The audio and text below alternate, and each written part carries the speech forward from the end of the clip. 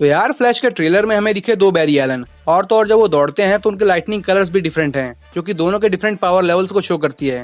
तो बैरी पास्ट में time travel करता है और अपनी माँ को मरने से बचाता है, जिससे पूरी टाइमलाइन ही बदल जाती है। और जिस टाइमलाइन को हमने ट्रेलर्स में देखा, उस टाइमलाइन में मेटा ह्यूमन एग्जिस्ट नहीं करते। जहाँ में डीसी यूनिवर्स का बैरी मिलता है माइकल कीटन के बैटमैन से, साशा कल के सुपरगर्ल से, और उस टाइमलाइन के बैरी एलन से, जिसके दौड़ने पर लाइटनिंग कलर्स डिफरेंट हैं।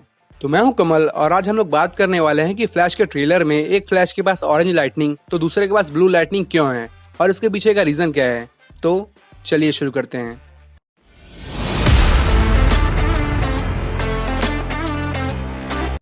तो फ्लैश की सोलो मूवी का इंतजार अब खत्म हुआ, और इस मूवी की रिलीज डेट 23 जून 2023 है, जिसमें हमें इज़रा मिलर दिखने वाले हैं।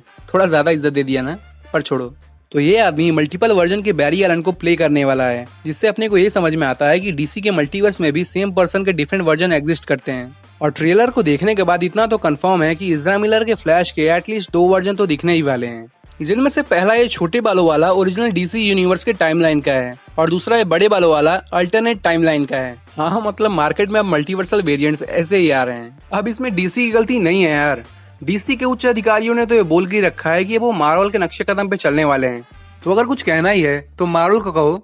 अब मेन मुद्दे पे आए तो अपना ओरिजिनल फ्लैश एकदम नए सूट में दिखने वाला है। वहीं अल्टरनेट टाइमलाइन वाला फ्लैश माइकल कीटन के बैटमैन के पुराने वाले सूट पर थोड़ा सा लिपा पोती करके यूज करने वाला है। और इन डिफरेंसेस के अलावा इन दोनों के बीच में एक और डिफरेंस है, दोनों की लाइटनिंग कलर्स भी डिफरेंट हैं। अब इस पॉइंट पे बात करते हैं। तो डीसी कॉमिक्स में स्पीड फोर्स नाम की एक चीज एग्जिस्ट करती है, जो कि एक्स्ट्रा डायमेंशनल सोर्स है, जो कि किसी भी स्पीडस्टर से कनेक्ट होकर उसे तेज दौड़ने की पावर्स देती है। तो रेनबो में जो 7 कलर्स होते हैं वो लाइट के वेवलेंथ होते हैं। जहाँ हम जैसे जैसे कलर्स के स्पेक्ट्रम में आगे बढ़ते हैं, मतलब कि जब हम वॉयलेट से रेड की तरफ बढ़ते हैं, तब लाइट की वेवलेंथ इंक्रीज होती है। तो वॉयलेट की वेवलेंथ सबसे कम होती है और रेड की वेवलेंथ सबसे ज्यादा होती है। तो डीसी कॉमिक्स के हिसाब से फ्लैश की लाइटनिंग भी इसी चीज को फॉलो करती है। इसीलिए जिस स्पीडस्टर की लाइटनिंग रेड होगी वो सबसे स्लो होगा, और जिसकी लाइटनिंग ब्लू होगी वो उससे ज्यादा तेज होगा। अब ये रिवर्स फ्लैश के केस में नहीं है। Reverse flash red lightning produce करता है, क्योंकि वो निगेटिव स्पीड फोर्स का इस्तेमाल करता है, इसलिए उसके स्पेक्ट्रम में रेड ज्यादा फास्ट है एज कम्पेयर टू वॉयलेट।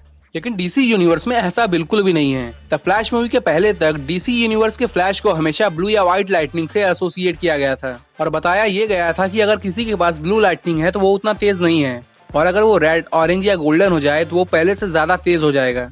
अब यार ऐसा इसीलिए बोल रहा हूँ क्योंकि द फ्लैश के ट्रेलर में जब फ्लैश सुपर स्पीड में होता है और पास्ट में टाइम ट्रैवल करता है, तब उसकी लाइटनिंग ऑरेंज होती है।